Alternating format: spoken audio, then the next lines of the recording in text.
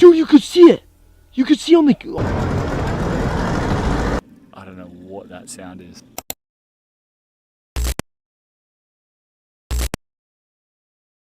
The Daniel Boone National Forest stretches out across Kentucky, like an untouched fragment of wilderness, its dense woods and towering ridges hiding stories both ancient and unknown. For the YouTuber Safety Third, this expanse was more than just a backdrop. It was a canvas for exploration and discovery. Known for venturing into abandoned places and capturing their forgotten beauty, he set out this time to uncover remnants of the past hidden deep within the forest. With a focus on finding abandoned mines, he embarked on his solo journey with a sense of excitement and curiosity, unaware of how this particular day would unfold. The adventure began like many others, a quiet trek into the wilderness. The forest, with its sprawling greenery and rugged terrain, seemed calm and inviting. His path soon led him to a relic of industrial history, the K&T Railroad Bridge. See what I mean? So that's the K&T Railroad Bridge. Okay, may as well check it out. Better than walking the road. Hopefully there is a bridge though. We'll see. Yeah, it is Sheltoe Trace. The little turtle symbol there, that's what that means. I've been on so much of this trail, I've probably hiked like at least half of it just from using it. Its towering frame loomed over Rock Creek, an imposing structure that stood as a monument to human ingenuity long since abandoned. Rusting metal and crumbling supports bore testament to the relentless grip of time, but beneath its decay, the bridge still held a certain grandeur. It was a stark reminder of the people who had once worked and traveled here, their presence now erased, leaving only the skeletal remains of their creations. Beneath the bridge, he explored remnants of the past, cables stretching in forgotten patterns and paths leading into the dense woods. Little cable. It runs this way because there used to be a bridge right here. I had it marked from the old maps. It's not there anymore. There's nothing left of it, but this old cable's still here. Okay, so it looks like Sheltoe just keeps going that way. I don't see a bridge. It probably uses the big vehicle bridge up here. I don't want to go that far up just to turn around. So we'll probably just cross the creek. The area was quiet, the kind of stillness that felt almost too perfect. The only sounds were his footsteps on the trail and the occasional rustle of leaves as the wind whispered through the canopy above. The forest enveloped him, its sheer vastness both comforting and disconcerting. For a solo explorer, this kind of isolation was part of the allure, a chance to lose oneself in the untamed beauty of nature. As the day unfolded, he stumbled upon his first discovery, a collapsed mine entrance.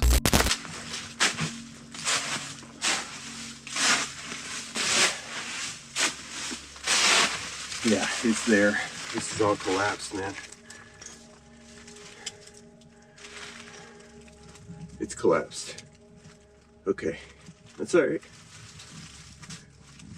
This is definitely a mine.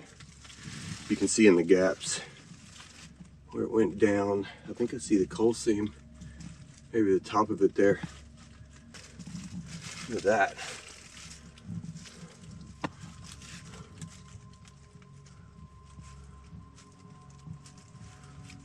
Okay.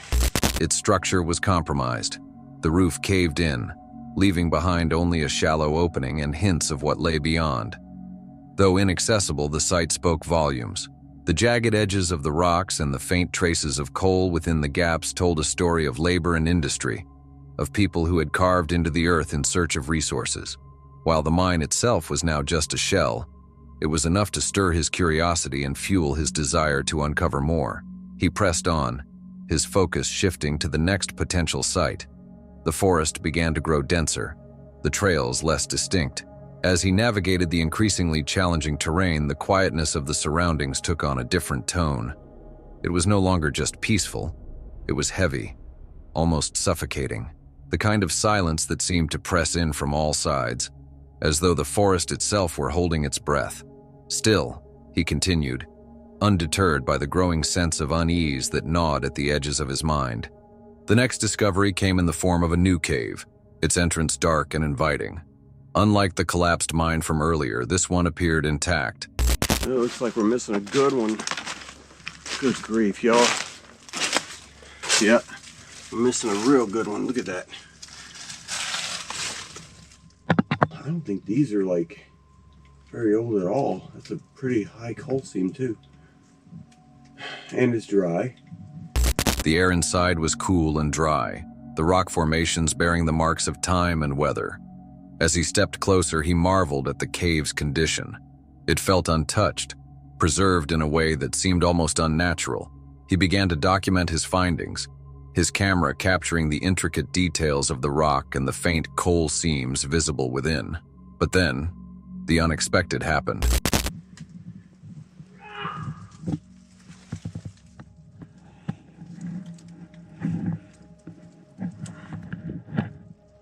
What the freak?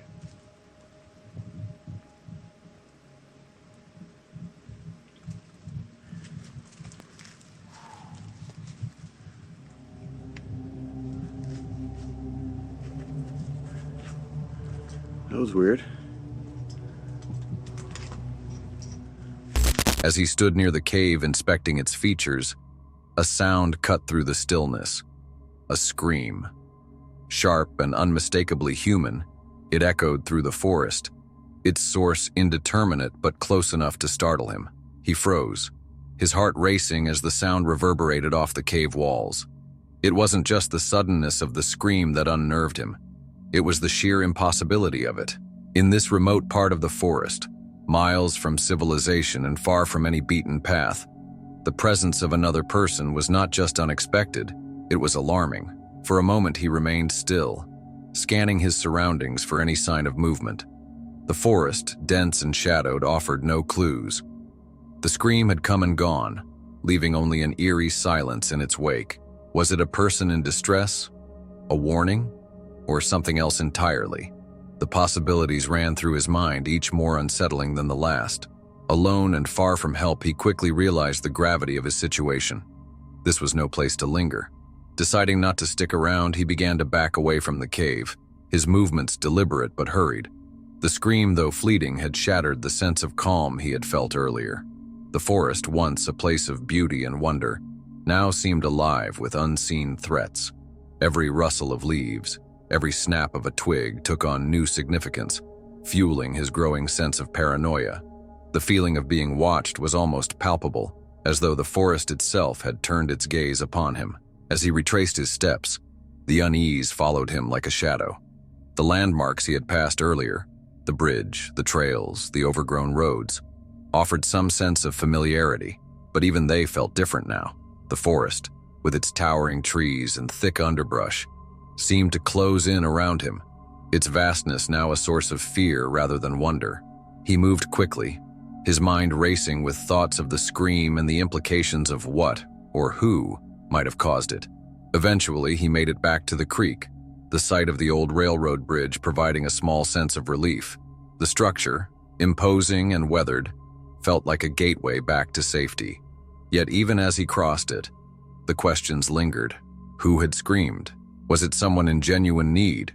Or was it something far less explainable? And perhaps most troubling of all, had he been followed? Even now, the questions remain unanswered.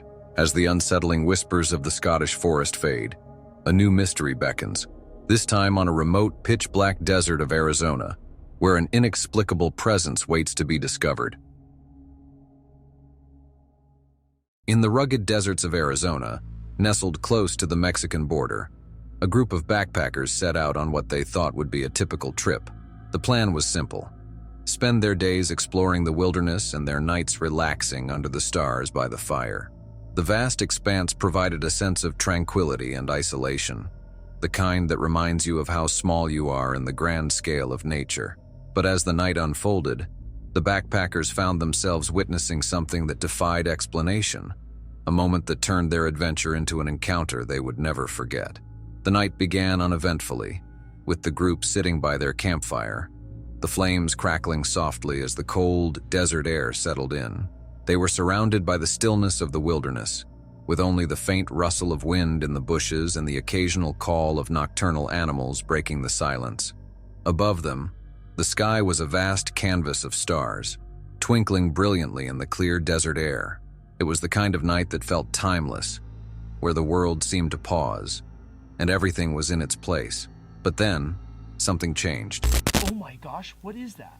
Oh no, I'm actually dead serious. Look at that. What is that? Dude. What in the world? What is that? UFO. Wait, should I get the... Can you see it on the Start live? filming. How do I video Wait, that? what the heck? They're dropping Oh. chemtrails. Dude, you could see it. You could see on the camera. One of the backpackers looking up at the sky noticed a light moving in a way that didn't make sense. At first, it seemed like a distant star or perhaps a satellite.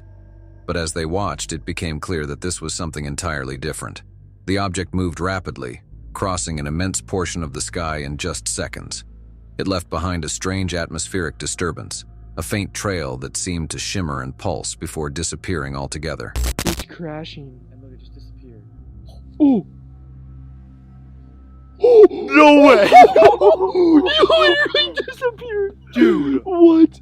Dude, That's crazy. freaking out. That's crazy. I'm freaking out, Dude, that's dude. crazy. Dude, I'm That's freaking crazy. out. Oh my gosh, it just Guys, I bit. think I Dude. can still... Tell me what just happened. We just saw the craziest unidentified flying object ever here on the Mexican border in Arizona. There is some crazy military testing here or something, because it just literally flew from right there all the way across there in about 30 seconds. But there was a huge atmosphere behind it. It was just crazy. Dang. And then once it got to the Wild. horizon, it just disappeared.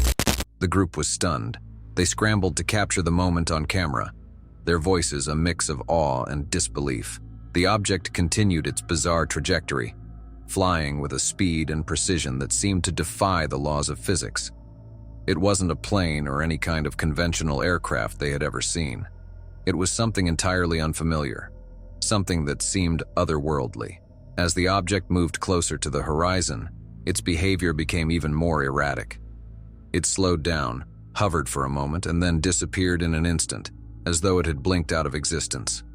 The backpackers were left staring at the empty sky, their minds racing to comprehend what they had just seen. Was it a UFO? Some kind of advanced military aircraft? Or something else entirely? The experience left them shaken. One of the backpackers, who had always been skeptical of UFOs and alien encounters, found himself questioning everything he thought he knew. The sighting was unlike anything he had ever imagined. Silent, swift, and completely inexplicable. The group replayed the video they had captured, trying to find answers in the footage. But the questions only multiplied. What was it? Why was it here? And were they in any danger? The desert, which had seemed so serene just moments before, now felt charged with an unsettling energy. The backpackers, once focused on the thrill of exploring, were now consumed by the memory of the mysterious object. The night had taken on an entirely different tone, one filled with curiosity, wonder, and a hint of fear. They couldn't shake the feeling that they had witnessed something extraordinary, something that few people ever get the chance to see. As the fire burned low and the desert winds grew colder, the group huddled together, replaying the event in their minds. They knew they would never forget what they had seen, a brief but powerful glimpse into the unknown. Whether it was a UFO, a secret military experiment, or something else entirely, it had left an indelible mark on their trip and their lives. It had opened a window into a mystery far greater than themselves, a reminder that even in the most familiar places, the unknown is always just beyond the horizon, waiting to reveal itself when you least expect it. As this footage ends, our video takes a sharp turn to the tranquil Nerang River, where the waters hide not serenity, but a relentless and unsettling pursuit. The Nerang River, known for its tranquil beauty and serene waters, seemed like the ideal destination for Josiah, the creator of the YouTube channel Joe's Gone Fishing. With his kayak, fishing gear, and GoPro in tow, he set out for what he hoped would be a peaceful day of exploration and angling. The plan was simple: paddle toward the river's mouth, stop at promising spots along the way, and try his luck with some well-prepared lures. But as the day unfolded, Josiah found himself in an unexpected and tense encounter that would turn his tranquil adventure into a stressful test of patience and resourcefulness. The day began with the familiar rhythm of setting up his gear and capturing his plans on camera. Josiah talked about his choice of lures, favorites like a double clutch, a Pablo shad, and a clone pea, and his hopes of catching fish such as trevally or flathead. The river, bathed in the soft morning light, seemed calm and inviting, and the gentle motion of his kayak through the water added to the promise of a relaxing day ahead. Paddling down the waterway, Josiah soon spotted a bridge that looked like an ideal spot for casting his line. The structure provided shade, and the currents below seemed like a good hiding place for fish. He decided to stop and try his luck, casting his line a few times in anticipation.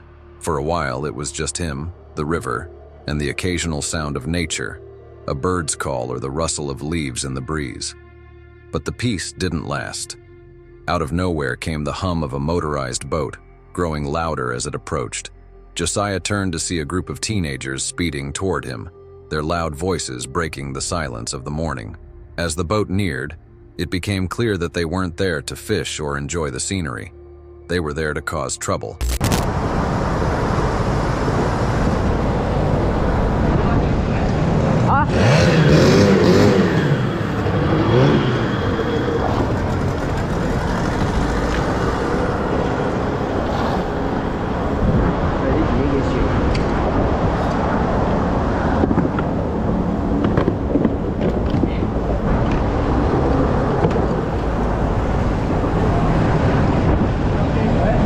What are you doing? Go away! What are you literally doing, bro?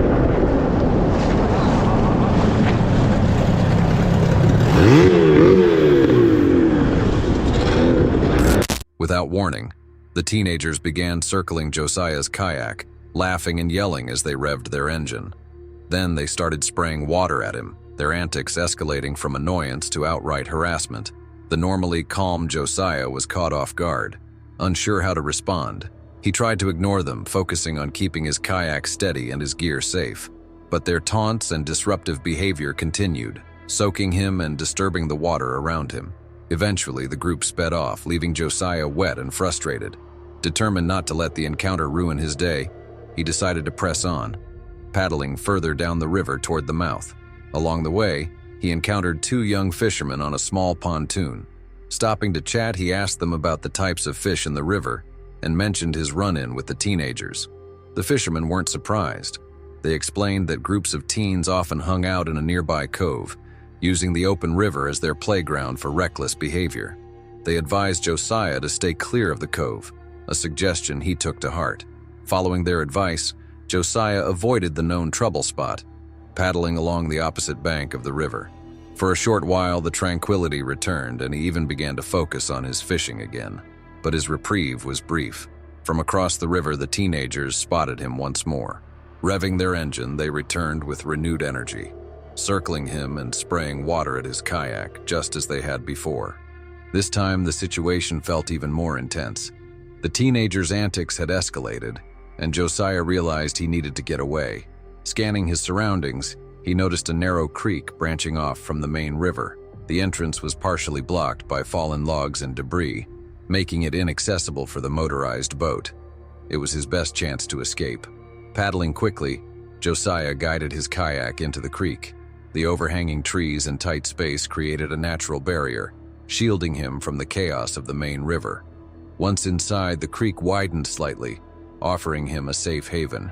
The water here was calmer, and the dense foliage provided a quiet, secluded atmosphere. For the first time in hours, he felt a sense of relief. Not wanting to waste his time, Josiah decided to make the most of the creek. Switching his gear to a topwater lure, he began casting his line into the still waters, hoping to salvage something positive from the day. Oh, little buff on the surface right there. That's crazy. Just as I said that, there's a little buff. Right there.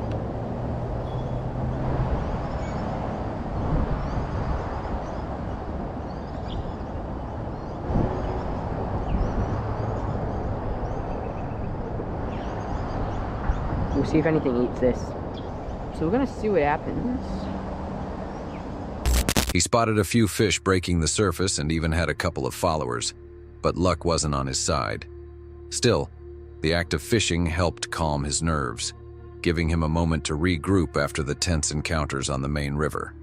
As he sat in the quiet of the creek, Josiah couldn't help but reflect on the day's events. The Nerang River, with its natural beauty and abundant fishing opportunities, had seemed like the perfect place for a peaceful outing. Yet the behavior of the teenagers had turned it into a source of stress and frustration. Their harassment had disrupted not only his fishing, but also the sense of connection and tranquility he sought on his kayaking trips. After spending some time in the creek, Josiah cautiously made his way back toward the main river. He stayed alert, scanning for any sign of the teenagers, but the area seemed quiet. Perhaps they had grown bored and moved on. Still, the unease lingered. What had started as a simple fishing trip had turned into a reminder of how unpredictable outdoor adventures can be, not because of nature's challenges, but because of human behavior. By the time Josiah reached the launch point, he was tired but relieved to be off the water. While he hadn't caught any fish that day, he had captured footage of the events, ensuring that the reckless behavior of the teenagers wouldn't go unnoticed. For him, the experience was both a frustrating disruption and a valuable lesson in resilience and resourcefulness. The peaceful waters of the Nerang River had shown their darker side, but they hadn't deterred his passion for fishing and exploration. The encounter was a test of patience and perseverance, qualities every adventurer needs when navigating not just the wild, but the unexpected behaviors of others. Leaving the chaos of the Nerang River behind, we step into the shadowy depths of Harwood Forest, a place where haunting melodies and sinister discoveries blur the line between the natural and the unknown. Nestled in the rolling landscapes of Northumberland, England, the Harwood Forest stretches out in quiet solitude. Its dense trees and meandering trails have long been a haven for hikers, campers, and nature enthusiasts seeking refuge in its serene embrace. For Damien, the creator behind the YouTube channel Fell Wanderer, the forest was more than a retreat. It was a canvas for his wild camping and bushcraft adventures, where he shared the beauty and tranquility of the outdoors with his viewers. But in the latter half of 2014, the familiar forest revealed a darker side. What started as routine explorations began to shift, marked by inexplicable events that would culminate in one of Damien's most unsettling compilations. The change came gradually. During his visits to Harwood Forest, Damien began to notice things that didn't fit. Sounds that echoed unnaturally through the trees, strange impressions in the soil, and an unnerving stillness that seemed to follow him. At first, he dismissed these occurrences, chalking them up to the quirks of nature or overactive imagination. But as the months wore on, the incidents became harder to ignore. Determined to document what he was experiencing, Damien turned his camera toward the unexplainable, hoping that his viewers might help make sense of what he couldn't. By November 30th, he had amassed a collection of footage that revealed the forest in an entirely new light. This was not the serene, inviting wilderness his audience had come to know. This was a place of unanswered questions, a backdrop to eerie phenomena that seemed to defy logic. Among the most haunting elements of Damien's footage was the sound, a melodic, haunting singing that echoed through the forest. Recorded on multiple occasions, the melody seemed to emanate from deep within the trees, its source impossible to pinpoint.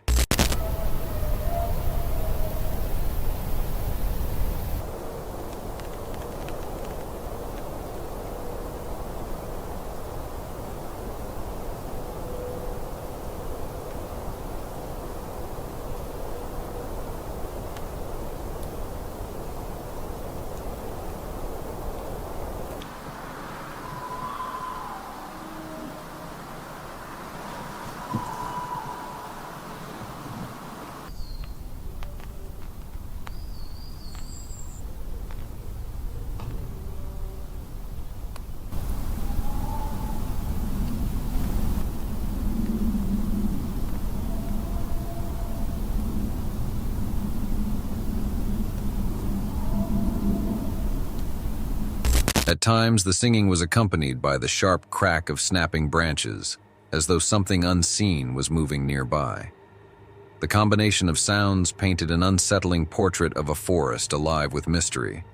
Damien's discoveries didn't stop at sounds. During his explorations, he stumbled upon physical evidence that added to the enigma. He captured photographs of unusually large footprints, far exceeding the size of any human foot, pressed into the forest floor. The impressions were fresh, their detail suggesting they had been made not long before his arrival, but the footprints were only the beginning. The most disturbing discoveries were the remains of sheep scattered across the forest. While animal remains in the wild aren't uncommon, these were different. Some of the carcasses had been dragged into trees, their lifeless bodies suspended in a way that defied natural explanation. Damien photographed these scenes, each more bizarre than the last, and included them in his compilation. The images were grotesque and unexplainable, raising questions about what or who could have placed them there. Together, the sounds, footprints, and macabre scenes painted a chilling picture of Harwood Forest. Damien's footage suggested that the forest might be home to something unknown, something that didn't belong. Underneath the video, he shared his thoughts with his audience, explaining that while each discovery might seem innocuous on its own, the combination was impossible to ignore. Could these be clues pointing to the existence of an undiscovered hominid? Or were they evidence of something else entirely? The comments section of Damien's video quickly became a hub for speculation. Some viewers were convinced that the evidence pointed to a mysterious creature lurking in the forest, possibly a relative of humanity that had remained hidden from science. Others dismissed the findings as coincidences or natural occurrences, explaining the strange phenomena as a mix of wildlife behavior and Damien's own misinterpretation of the environment. Still, the combination of the melodic singing, the disturbing discoveries, and the footprint-like impressions left room for doubt. If nothing else, the video succeeded in leaving viewers unsettled and intrigued. To this day, no definitive explanation has been offered for Damien's findings. The mystery of Harwood Forest remains unsolved, its secrets locked within the dense trees and shadowy trails. Leaving behind the eerie mysteries of Harwood Forest, we venture into Australia's Blue Mountains, where a peaceful riverbank transforms into the stage for a chilling nocturnal encounter with an invisible threat.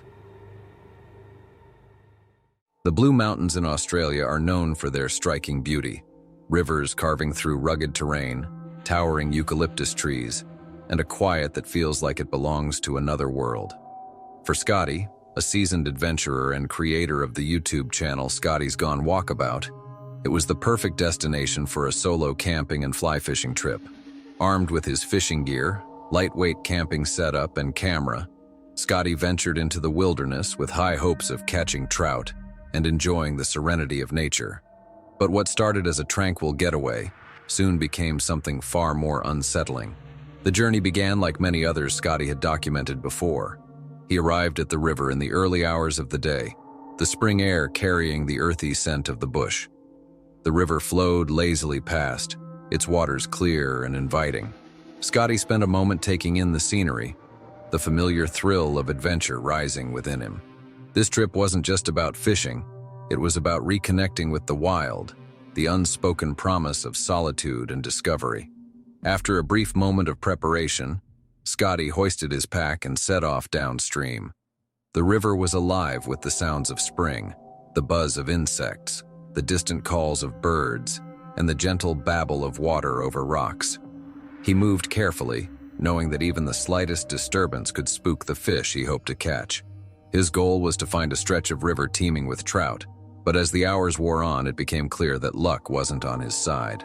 The trout were absent, and while he encountered plenty of carp, they weren't what he had come for. Despite the lack of fish, the day was not without its rewards. Scotty stumbled upon a breathtaking section of the river where tall trees cast dappled shadows over the water, their roots weaving intricate patterns along the bank.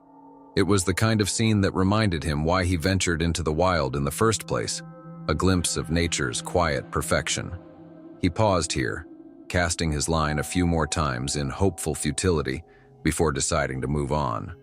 As the sun began its slow descent, Scotty knew it was time to find a campsite. He explored the surrounding bushland, his steps crunching softly against the gravel. One spot in particular caught his eye, a grassy clearing near a large waterhole. It was an ideal location, offering both shelter and easy access to the river. But as Scotty stood there, taking in the view, a strange feeling crept over him. He couldn't explain it. Perhaps it was the silence, heavier than before, or the way the trees seemed to close in around the clearing. Whatever it was enough to make him hesitate. Deciding to trust his instincts, he pushed on, hoping to find a site that felt more welcoming. Eventually, he found another spot further upstream. It wasn't as picturesque, but it felt safer somehow. Scotty set up camp quickly, the fading light urging him to work efficiently. By the time he lit his fire, the bush was enveloped in darkness, the stars overhead shining brightly in the clear mountain sky. Dinner was a simple affair, and as the fire crackled, Scotty felt the tension from earlier begin to fade. The night seemed to settle around him, the kind of quiet that lulls you into a false sense of security. But then, long after the fire had burned low and Scotty had retreated into his tent, the quiet was broken. At first it was faint, just the rustle of leaves or the distant snap of a branch. Scotty dismissed it as the natural sounds of the bush, the movements of nocturnal animals going about their business. But as the minutes passed, the sounds grew louder, more deliberate. They were no longer random, they were rhythmic, like footsteps. Scotty lay perfectly still, every muscle in his body tensed. The steps circled his campsite, slow and measured, as though whoever or whatever was out there was inspecting the area. Anyway, it's pretty cool. So yeah, I'll catch you guys in the morning. Oh. You guys hear that? That just... What is that? That just gave me the biggest chills.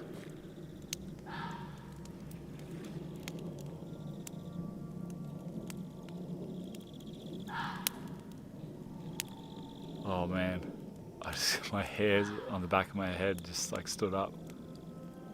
It's coming from over there.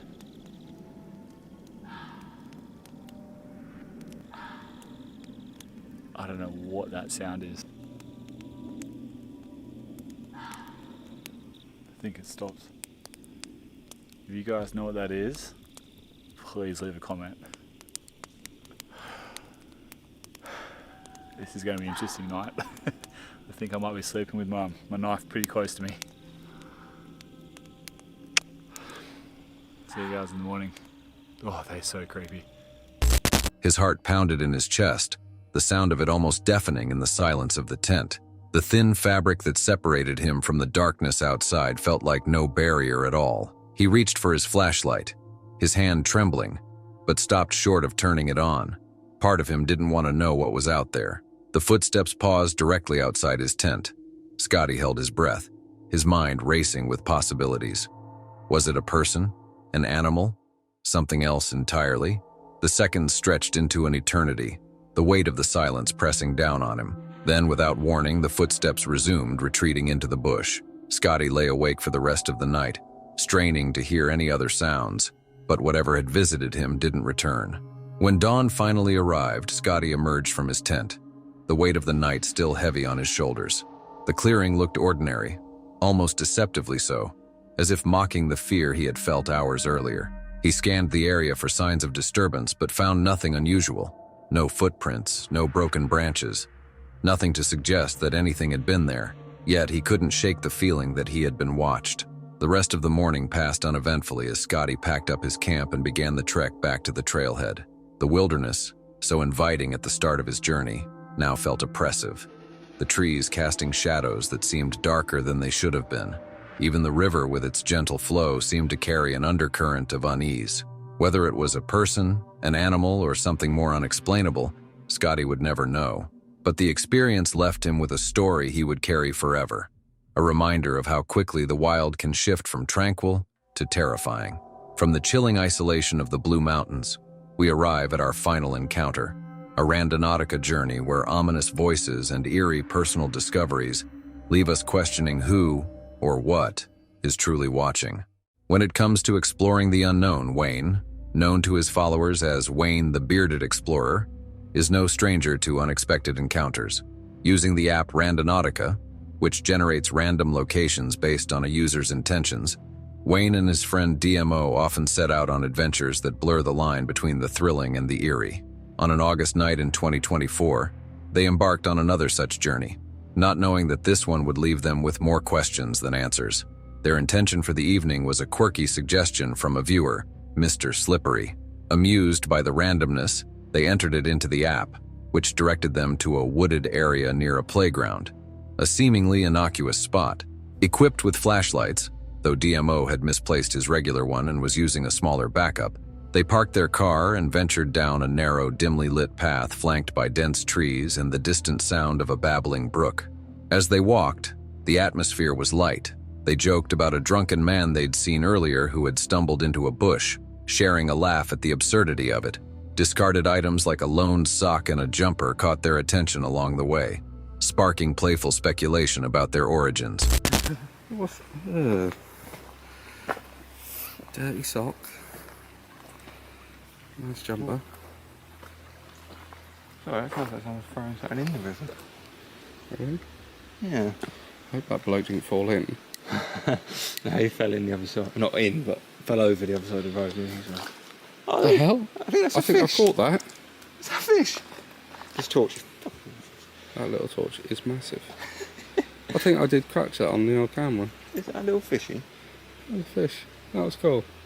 Fish. Anyway. The night was calm, and despite the darkness, there was a sense of normalcy to their exploration. But as they delved deeper into the woods, the ambiance began to shift subtly. The playful banter dwindled, replaced by the sounds of their footsteps crunching on the underbrush and the distant hum of traffic fading away. The path narrowed, and the overhanging branches seemed to close in, casting elongated shadows that danced in the periphery of their flashlight beams. Then, breaking the quiet, a voice pierced the stillness. What the fuck? Fuck! No! Oh, this way. Shit. Signals. Go. I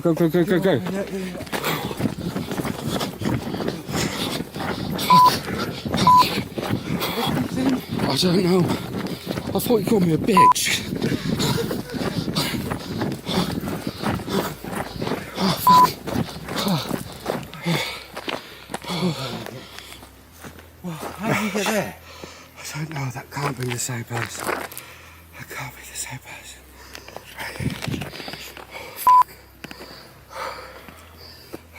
How did he get there? "You're fucking dead." The words were sharp and unmistakable, hanging in the air with a weight that sent a chill down their spines. Wayne and DMO stopped abruptly, their flashlights darting around in search of the source. The darkness beyond their limited light was impenetrable, revealing nothing but the silhouettes of trees. Fear gripped them. The casual adventure had taken an ominous turn. Without seeing anyone, the threat felt even more unsettling. An unseen presence lurking just out of sight. The woods, which moments ago felt merely quiet, now seemed hostile and claustrophobic. Every rustle of leaves or snap of a twig amplified their anxiety.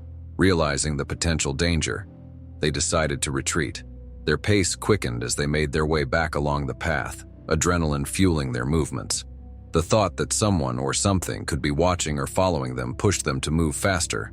The familiar landmarks they had noted earlier, the discarded sock, the babbling brook, blurred as they hurried past. Reaching their car, they hoped for a reprieve from the tension.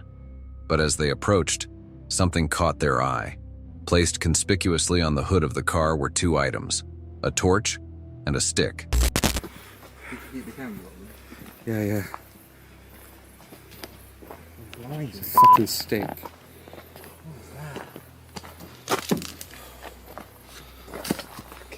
God, blimey. What's... That's your torch? That's my torch I lost last week. Is there anything on it? Like I said, it's oily. There's a scrape down the side. Looks like fingers. Did you throw that down there? Yeah, that was laying on the car. Nothing on the front.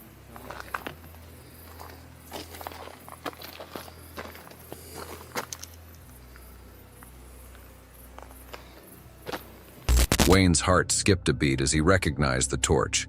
It was the very one he had lost about a week prior on another adventure. The realization that someone had not only found his torch but had placed it here in this context, was deeply unsettling. DMO examined the stick, noting nothing particularly special about it, but its placement alongside the torch felt deliberate. The implications were alarming. Whoever had threatened them in the woods knew who they were, and had been close enough to leave these items without being seen. The discovery raised a flurry of questions. Was someone stalking them? Had they been followed for longer than they realized? The torch's return seemed less like a gesture of goodwill and more like a message, a silent acknowledgement of the stalker's proximity and awareness. Sitting in the safety of the car, they locked the doors and tried to make sense of the situation. The combination of the threatening voice and the mysterious appearance of the torch suggested that this was no mere coincidence. The jovial spirit of their earlier exploration was gone, replaced by a sober understanding of the potential dangers they faced. Back home, Wayne reviewed the footage, hoping to find clues. The camera had captured the chilling words, but the visuals offered no glimpse of who might have been behind them. Sharing the video with his audience, Wayne recounted the night's events, seeking their insights. The comments buzzed with theories, some suggesting it was a prank, others pointing to the possibility of a stalker who had been tracking their adventures. The experience left a lasting impression on both Wayne and DMO. It was a stark reminder of the risks involved in venturing into unknown places, especially at night and without ample precaution. The allure of Randonautica lay in its unpredictability, but this encounter had crossed a line from exciting to threatening. For Wayne, the returned torch was the most disturbing element, a personal item, lost and now found under ominous circumstances. It symbolized a breach, a crossing over from random chance to targeted interaction. The adventure had become personal in a way he hadn't anticipated. Wayne resolved to continue his explorations, but with a heightened sense of caution. The unknown still called to him, but he would answer with a greater respect for the boundaries between curiosity and safety. The woods held many secrets, and while some were worth uncovering, others were best left undisturbed. With this encounter, we conclude this video. You can check out even more disturbing videos that will be on your screen in about 3 seconds. With that, I'm out.